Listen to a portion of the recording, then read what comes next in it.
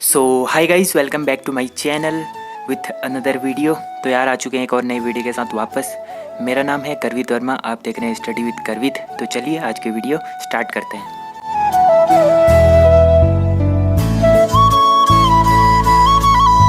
तो यार आज हमारा जैसा कि गुप्त साम्राज्य के बारे में हम बात करने वाले हैं। इससे पहले हमने 19 यूनिट कंप्लीट कर लिए थे और इससे पहले वाले यूनिट में हमने कुषाण वंश के बारे में पढ़ा था, जिसमें हमने कनिष्क के बारे में अच्छे से पूरी वार्तालाप करी थी। कनिष्क के बारे में पूरा हमने क्लियर कर दिया था। तो वैसे ही अब नेक्स्ट यूनिट है हमारा गुप्त साम्राज्य के बारे में। ठीक है, अब गुप्त साम्राज्य हमारा 20वां यूनिट है। अब इसमें होता क्या है कि गुप्त साम्राज्य जो होता है, गुप्त साम्राज्य की स्थापना कौन करता है? गुप्त साम्राज्य के संस्थापक होते हैं श्रीगुप्त। ठीक है, श्रीगुप्त क्या करते हैं? गुप्त साम्राज्य की स्थापना करते हैं। और इनका जो टाइम पीरियड चलता है, जो कार्यकाल चलता है, वो चलता है 240 से 280 एडी के बीच में। ठीक है, 240 से 280 ईस्वी तक इनका कार्यकाल चलता है। ठीक है, तो गुप्त साम्राज्य का जो सर्वप्रथम उदय हुआ था वो हुआ था कौशाम्बी में। ठीक है, कौशाम्बी में इनका उदय हुआ था गुप्त साम्राज्य का सर्वप्रथम। उसके बाद जो गुप्त साम्राज्य के जो लोग थे ना, जो गुप्त साम्राज्य के जो लोग हुआ करते थे, उनको काफ़ी बड़े बड़े मतलब लोगों ने, कवियों ने, या फिर बोल सकते हैं लेखकों ने, या फिर इतिहासकारों ने अनेक नाम दिए थे। ठीक है, अनेक लोगों ने अपनी अपनी उसमें अपने अपने वो दिए थे। ठीक है, विचार व्यक्त करे थे। तो गुप्त साम्राज्य के जो लोग थे, तो उनमें एक व्यक्ति हैं काशी प्रसाद जायसवाल। ठीक है, काशी प्रसाद जायसवाल के द्वारा गुप्त साम्राज्य के लोगों को उन्होंने बताया था कि ये जाट वंश से थे। कौन से वंश से? जाट वंश से थे, ये बताया था काशी प्रसाद जायसवाल ने। ठीक है, और दूसरे व्यक्ति थे राय चौधरी। ठीक है, राय चौधरी के अनुसार ये लोग क्या थे? ब्राह्मण थे, मतलब गुप्त साम्राज्य के लोग ब्राह्मण थे, ऐसा राय चौधरी ने बताया। काशी प्रसाद जायसवाल ने बताया कि ये लोग जाट वंश से थे। ठीक है, उसके बाद आता है गौरी शंकर ओझा। गौरी शंकर ओझा ने बताया कि ये लोग क्षत्रिय थे। ठीक है, क्षत्रिय थे। और एक व्यक्ति और आता है एलन एवं अल्टेयर। ठीक है, एलन एवं अल्टेयर ने बोला था कि ये लोग वैश्य थे। तो हर लोगों ने अपनी अपनी अलग अलग उसमें विचारधाराएं थी। कोई कुछ कहता था, कोई कुछ कहता था। ठीक है, तो 4-5 लोगों ने बताया कि ये लोग किस वंश से थे या फिर क्या थे करके। ठीक है, तो हर लोगों की अलग अलग राय थी अपनी अपनी। आगे देखते हैं, गुप्त साम्राज्य के जो लोग थे उनकी जो भाषा हुआ करती थी, वो उनकी राज की जो भाषा होती थी वो संस्कृत होती थी। ठीक है, जो उनकी राज की भाषा होती थी, जो बोलचाल की भाषा थी उनकी, वो थी संस्कृत। ठीक हो गया। और ये लोग क्या क्या थे? वैष्णव धर्म के अनुयायी थे। जैसे हमने बहुत सारे धर्म पढ़े ना पहले, तो ये लोग क्या थे? वैष्णव धर्म के अनुयायी थे, जिसमें भगवान विष्णु की क्या होती थी? पूजा होती थी। वैसे शैव धर्म है, शैव धर्म में क्या होता है? भगवान शिव की पूजा होती थी। आप देखते हैं जो इनका संस्थापक है श्रीगुप्त, जिसने गुप्त साम्राज्य की स्थापना करी, श्रीगुप्त। तो श्रीगुप्त के बारे में देखते हैं। इनका जो कार्यकाल चला मैं पहले बता चुका हूँ, 240 एडी से 280 एडी के बीच में। ठीक है, 240 ईस्वी से 280 ईस्वी में श्रीगुप्त का जो कार्यकाल चला। उसके बाद इनको एक उपाधि मिली थी, जिस उपाधि का नाम था महाधिराज। ठीक है, इनको क्या मिली थी? महाधिराज की उपाधि मिली थी। ठीक है, तो उसके बाद जो श्रीगुप्त के बाद जो गद्दी पर बैठते हैं उनका नाम होता है घटोत्कच। ठीक है, घटोत्कच नाम होता है। घटोत्कच जब 280 एडी में श्रीगुप्त की मृत्यु हो जाती है, तो 280 एडी में घटोत्कच गद्दी पर बैठते हैं और 320 ईस्वी तक ये क्या करते हैं? अपना शासनकाल चलाते हैं। ठीक है, घटोत्कच के बारे में ज़्यादा कुछ डिटेल में नहीं है। घटोत्कच के बाद आते हैं मुख्य रूप से चंद्रगुप्त प्रथम। ठीक है, चंद्रगुप्त एक हम पहले पढ़ चुके हैं, चंद्रगुप्त मौर्य के बारे में। ये चंद्रगुप्त प्रथम है। ठीक है, ये दूसरे चंद्रगुप्त हैं। तो ये चंद्रगुप्त घटोत्कच के बाद 320 ईस्वी में गद्दी पर बैठते हैं। ठीक है, 320 ईस्वी में गद्दी पर बैठते हैं। 15 साल तक इनका शासनकाल चलता है। 335 ईस्वी तक ये गद्दी पर बैठते हैं। ठीक है, तो चंद्रगुप्त ने एक मुख्य कार्य जो किया था वो क्या किया था? वो किया था गुप्त संवत जारी किया था। ठीक है, इन्होंने क्या करा था? 319-320 ईस्वी में इन्होंने गुप्त संवत जारी किया था। अब इससे पहले हमने 3-4 संवत पढ़े हैं। वैसे हमारे कितने संवत हैं? 4 संवत हैं। तो 4 संवत में जो पहला आता है हमारा शक संवत आता है। ठीक है, विक्रम संवत आता है। हमारा जो पहला संवत है वो है विक्रम संवत। विक्रम संवत 57 58 और 57, ठीक है, 58-57 BC में बनाया गया था। किसके द्वारा? जो उज्जैन के स्थानीय राजा थे ना, उज्जैन के स्थानीय राजा ने शकु को हराया था और उसी उपलक्ष्य में उनको विक्रमादित्य की उपाधि मिली थी। उसी विक्रमादित्य की उपाधि मिलने के कारण उन्होंने क्या कर दी थी? विक्रम संवत की स्थापना करी थी, ठीक है। विक्रम संवत शुरू करा था 58-57 वर्ष पूर्व, ठीक है, 58-57 ईस्वी पूर्व उन्होंने विक्रम संवत की शुरुआत करी। उसके बाद क्या होता है? शक संवत आता है फिर, ठीक है। शक संवत आता है। शक संवत की शुरुआत कैसे होती है? शक संवत की जो शुरुआत होती है वो होती है 78 AD में, मतलब 78 ईस्वी में होती है। इससे पहले हमने जो कुषाण वंश पढ़ा, कुषाण वंश का जो राजा था कनिष्क, ठीक है, कनिष्क का जब राज्यारोहण हुआ था, जब वो राजगद्दी पर बैठे थे, उसके उपलक्ष्य पर उन्होंने क्या करा था? शक संवत की शुरुआत करी थी, जो कब हुआ था? 78 AD में, मतलब 78 ईस्वी में। और हमारा संवत कौन सा है? वो है शक संवत, ठीक है। 78 ईस्वी में हुई शक संवत। विक्रम संवत हुआ 58-57 BC, मतलब ईस्वी पूर्व। ये हुआ ईस्वी में, ये हुआ ईस्वी पूर्व में।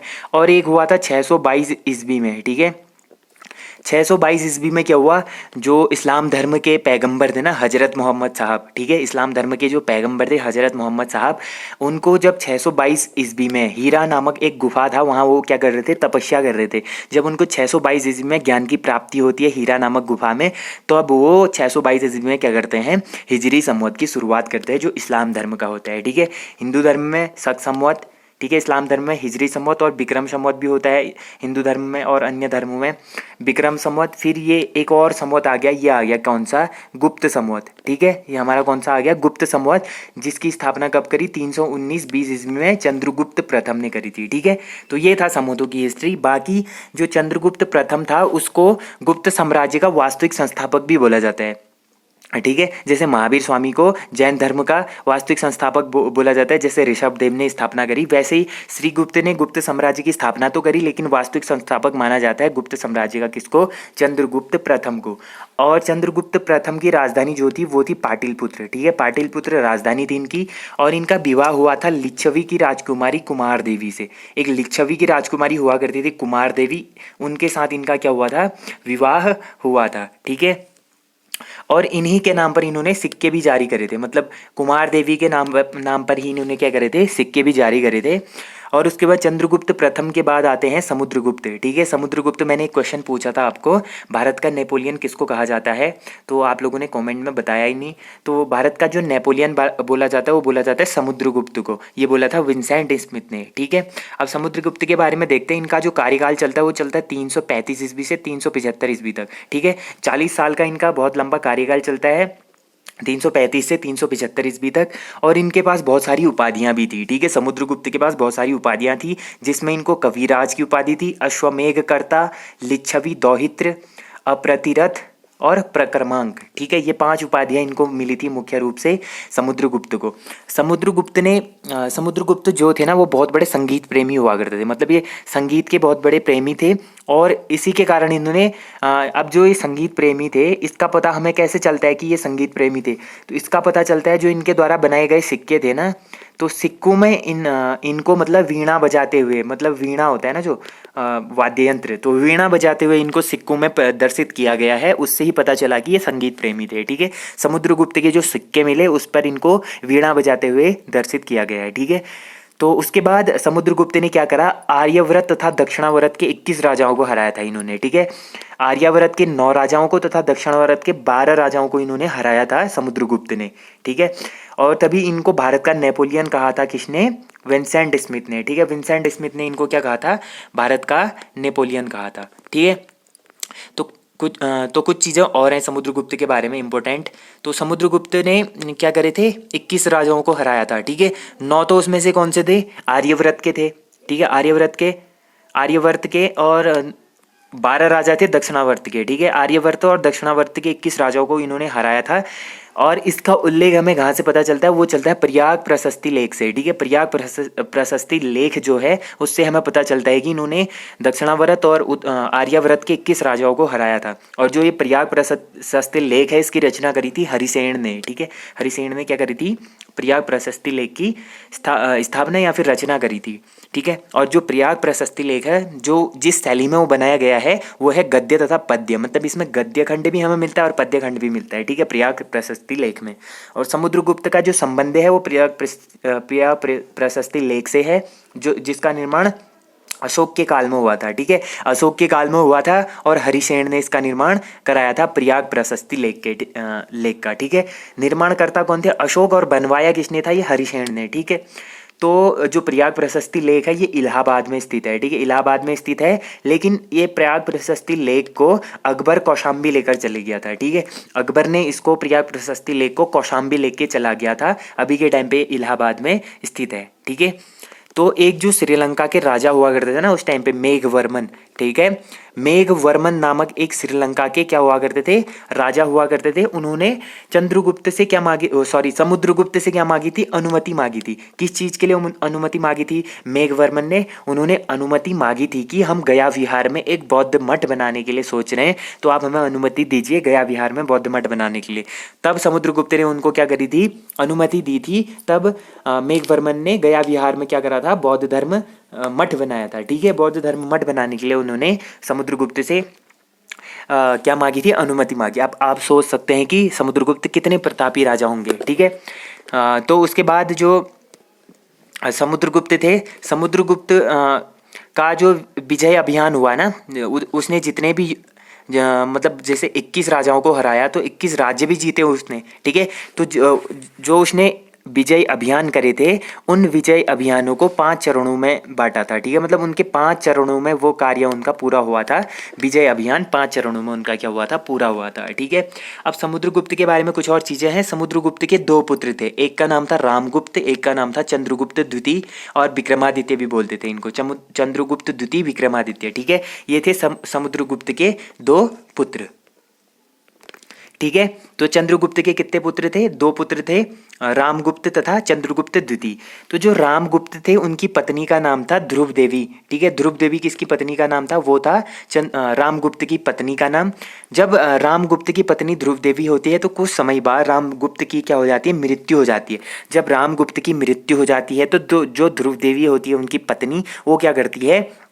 वो कर लेती है चंद्रगुप्त द्वितीय विक्रमादित्य से विवाह। ठीक है, रामगुप्त की मृत्यु के बाद जो उनकी पत्नी होती है ध्रुव देवी, उन्होंने विवाह कर लिया था उसी के छोटे भाई चंद्रगुप्त द्वितीय से। ठीक है, चंद्रगुप्त द्वितीय से।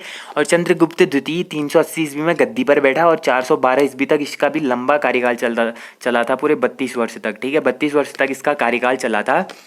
और चंद्रगुप्त द्वितीय के टाइम पे एक मुख्य इंपॉर्टेंट चीज़ क्या थी कि इनके दरबार में प्रथम चीनी यात्री आया था। प्रथम चीनी यात्री कौन था? वो था फाहियान। अब आप लोग कभी कंफ्यूज होते ना, एक आता है ह्वेनसांग, ठीक है, एक आता है ह्वेनसांग, एक आता है फाहियान। तो पहले भारत में कौन आया था? फाहियान आया था कि ह्वेनसांग आया था? वो आया था फाहियान। ठीक है, काफ़ी लोग कंफ्यूज होकर ह्वेनसांग कर देते, लेकिन फाहियान आया था सबसे पहले। और किसके दरबार में आया था? चंद्रगुप्त द्वितीय विक्रमादित्य के दरबार में आया था। ठीक है, और चंद्रगुप्त द्वितीय विक्रमादित्य जो थे इनको भी बहुत सारी उपाधियाँ मिली थी, जैसे इनके पिता को उपाधियाँ मिली थी। तो इनकी जो उपाधियाँ थी उसमें प्रथम है देवश्री, द्वितीय उपाधि है देवगुप्त, और एक और उपाधि है विक्रमांक, एक और उपाधि है देवराज, एक और उपाधि है परम भागवत, और एक और उपाधि है शक विजेता। मतलब इसने शकों को हराया था। ठीक है, शकों के जो राजा थे ना, रुद्र सिंह तृतीय को इसने हराया था, तब इसको शक विजेता कहा जाता है। शकों के राजा रुद्र सिंह तृतीय को इसने हराया था, तब इसको शक विजेता की उपाधि मिली थी। अब चंद्रगुप्त द्वितीय के बाद जो अगला शासक बैठता है गद्दी पे, उसका नाम होता है कुमारगुप्त। ठीक है, कुमारगुप्त भी काफ़ी इंपॉर्टेंट है। कुमारगुप्त था, इसी को गोविंद गुप्त भी बोला जाता है। ठीक है, गोविंद गुप्त या कुमार गुप्त इसको बोला जाता है। इसका जो कार्यकाल चलता है, जो इसका शासनकाल चलता है, वो चलता है 415 से 454 ईस्वी तक। ठीक है, 454 ईस्वी तक इसका क्या चलता है? शासनकाल चलता है। और कुमार गुप्त के पास मुख्य रूप से उपाधि थी श्री महेंद्र तथा महेंद्रादित्य। ठीक है, श्री महेंद्र तथा महेंद्रादित्य की उपाधि किसके पास थी? कुमार गुप्त के पास थी। ठीक है, और इन्होंने अपने कार्यकाल में, अपने शासनकाल में एक मुख्य कार्य करा था, निर्माण कार्य, जो काफ़ी इंपॉर्टेंट था। वो निर्माण कार्य था नालंदा विश्वविद्यालय। ठीक है, नालंदा विश्वविद्यालय जो सबसे बड़ा महाविश्वविद्यालय हुआ करता था। तो नालंदा विश्वविद्यालय जो बिहार में स्थित है, इसकी स्थापना किसने करी थी? वो स्थापना करी थी कुमार गुप्त ने। नालंदा विश्वविद्यालय की स्थापना करी थी कुमार गुप्त ने। और कब करी थी? 430 से 470 ईस्वी के बीच में। इसका एग्जैक्ट टाइम पता नहीं है, तो 430 से 470 ईस्वी के बीच में इसने नालंदा विश्वविद्यालय की स्थापना करी थी। ठीक है, और जो मैं अभी बता रहा था, ह्वेनसांग थे ना, जो ह्वेनसांग नालंदा विश्वविद्यालय में क्या करने आए थे, पढ़ने के लिए आए थे। ठीक है, नालंदा विश्वविद्यालय में पढ़ने के लिए आए। और एक क्वेश्चन आप लोगों से कमेंट में बताना, जब ह्वेनसांग भारत आए और नालंदा विश्वविद्यालय जब वो पढ़ने के लिए गए थे, जब वहाँ पढ़ने के लिए गए उस टाइम पे जो नालंदा विश्वविद्यालय था उसके कुलपति कौन थे, मतलब वहाँ का प्रधानाचार्य जो होता है मुख्य रूप से, वो कौन था, वो कमेंट में बताना। ठीक है, तो नालंदा विश्वविद्यालय का निर्माण कर दिया किसने, कुमारगुप्त ने 430 से 470 ईस्वी में। और इसी के समय में क्या हुआ था, सर्वाधिक अभिलेख मिले थे, जो अभिलेखों की खोज हुई थी ना, सर्वाधिक अभिलेख इसी के टाइम पे मिले थे, किसके, कुमारगुप्त के टाइम पे। ठीक है, तो इसके टाइम पे जो मुख्य रूप से अभिलेख मिले थे वो था मंदसौर का अभिलेख। एक तो क्या था, मंदसौर का अभिलेख, एक था बिलसर का अभिलेख। ठीक है, एक मंदसौर का अभिलेख, एक था बिलसर का अभिलेख। और जो मंदसौर का अभिलेख है उसकी स्थापना या रचना किसने करी थी, वो करी थी वत्स भट्टी ने। ठीक है, किसने करी थी, वत्स भट्टी ने करी थी। तो ये सारी चीज़ें थी हमारा गुप्त साम्राज्य के बारे में। अभी एक दो राजाओं के बारे में और बच रहा है, वीडियो काफ़ी लंबी हो जाती है, आप लोग देखते नहीं हो, इसलिए मैं इसको 2 पार्ट में कन्वर्ट कर रहा हूँ। तो आज के लिए इतना ही करते हैं, काफ़ी बाकी जो चीज़ें होंगी वो नेक्स्ट यूनिट में करते हैं। तो आई होप आपको ये सेशन अच्छा लगा होगा। अगर अच्छा लगा तो वीडियो को लाइक करना और मेक श्योर चैनल को सब्सक्राइब भी कर देना। मिलते हैं नेक्स्ट पार्ट में, तब तक के लिए टिल देन से take care and bye bye. ठोक दीजिए महाकाल का ठोक दीजिए, 5000 लौटे दिख जाना चाहिए। ये 4000 के लिए मैं यहाँ पे नहीं खड़ा हूँ, पूरा साल मेहनत करता हूँ आपके लिए बेटा। ऐसा नहीं चलेगा, ऐसा नहीं चलेगा। लाइक ठोकी दबा के, लाइक ठोकी।